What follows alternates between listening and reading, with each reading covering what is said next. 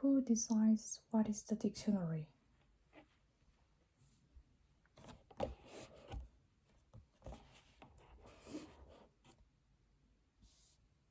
Dictionary, noun, are malevolent literary devices for crippling the growth of language and making it hard and inelastic.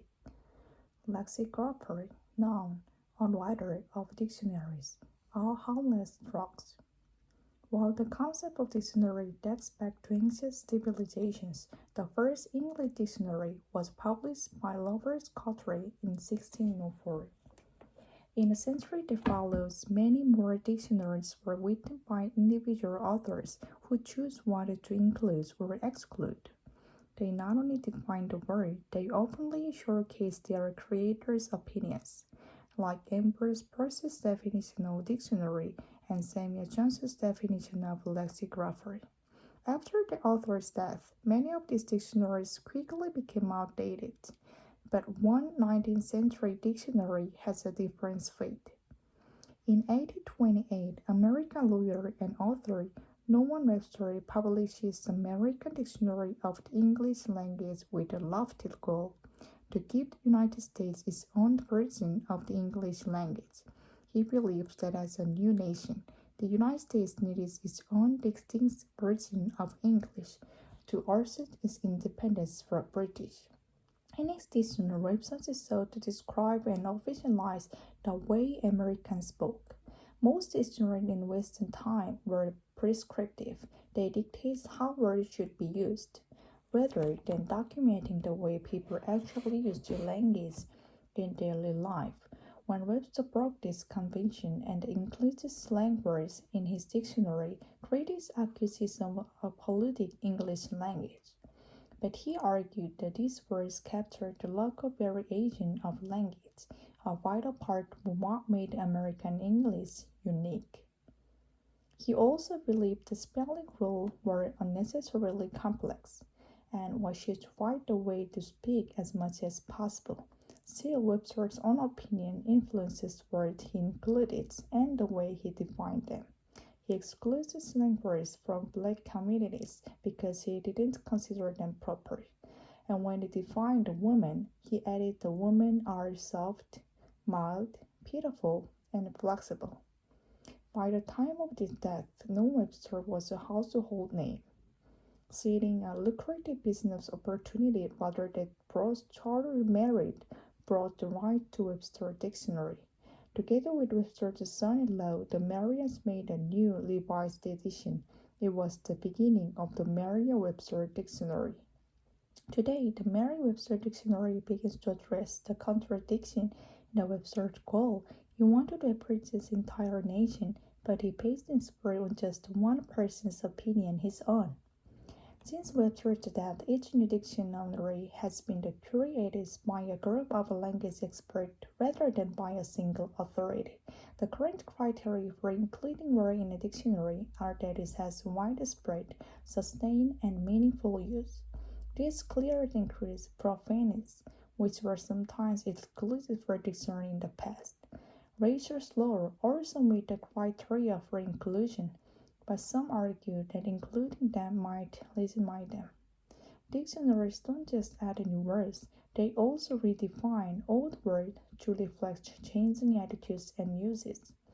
One 1736 dictionary defined wife as a married woman whose will in the judgment of law is subject to the will of the husband, for which reason a wife is said to have no will. Today, wife is defined simply as a female partner in a marriage. In 2019, Merriam-Webster's word of the year was they. The word has been regularly used for centuries, but it only recently gained a new recognized meaning as a pronoun for one person whose gender identity is non-binary. The question of which words belong in a dictionary impacts all of us. When our words and definitions are represented, they are affirmed. It's not they and we are minimized. Today, lexicographer has expanded its word sources to include the dictionary's users, tracking which words are most searched and adding them to the dictionary. So, who decides what in dictionary? More than ever before, the answer is we do. All of us shape language every day. When a collective embraces one word or redefine another, eventually those words and meanings are reflected in our dictionaries. One more.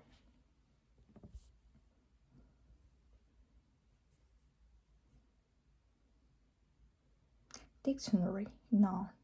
A malevolent literary devices for cramping the growth of language and making it hard and inelastic. Lexicographer, noun. A writer of dictionary, all harmless drugs. While the concept of dictionary dates back to the ancient civilizations, the first English dictionary was published by Robert Coltrane in 1604. In the centuries that followed, many more dictionaries were written by individual authors who chose one to include or exclude. They not only define the words, they often showcase their creators' opinions, like Amber's diverse definition of dictionary and Sammy Jones's definition of lexicographer. After their author's death, many of these dictionaries quickly became outdated. But one 19th century dictionary had a different fate. In 1828, American lawyer and author Noah Webster publishes American Dictionary of the English Language with the lofty goal to give the United States its own version of English language. He believed that as a new nation, the United States needed its own distinct version of English to assert its independence from British.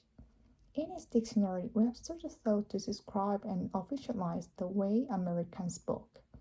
Most dictionaries in the Webster's time were prescriptive. They dictate how words should be used, rather than documenting the way people actually use English in daily life. When Webster broke this convention and included slang words in his dictionary, critics accused him of polluting the English language. But he argued that these words captured the local variation of language, a vital part of what made English unique. He also believed the spelling rules are unnecessarily complex, and we should write the way we speak as much as possible. Still, Webster's own opinions influences the words he included and the way he defined them. He excluded slang words from Bailey Clemeny because he didn't consider them proper. And when he defined women, he added that women are soft, mild, pitiful, and flexible. By the time of his death, Noah Webster was a household name. Seeing a lucrative business opportunity, rather than George and Charlie married brought right to Webster's dictionary. Together with Webster's son-in-law, the marriage made a new revised edition. It was the beginning of a Merriam-Webster dictionary. Today, the Merriam-Webster dictionary begins to address the contradiction in Webster's goal. He wanted to represent the entire nation, but he based on his work on just one person's opinion, his own. Since Webster's death, each new dictionary has been created by a group of language experts rather than by a single authority. The current criteria for including a word in a dictionary are that it has widespread, sustained, and meaningful use. This clearly includes profanities, which are sometimes excluded from dictionary in the past. Racial slurs also meet the criteria for inclusion, but some argue that including them might legitimize them. Dictionaries don't just add new words, they also refine the old word to reflect changed attitudes and usage. One 1736 dictionary defined wife as a married woman whose will and judgmental law is subject to the will of her husband, for which reason a wife is said to have no will. Today, wife is defined simply as a female partner in a marriage. In 2019, Merriam-Webster's word of the year was they.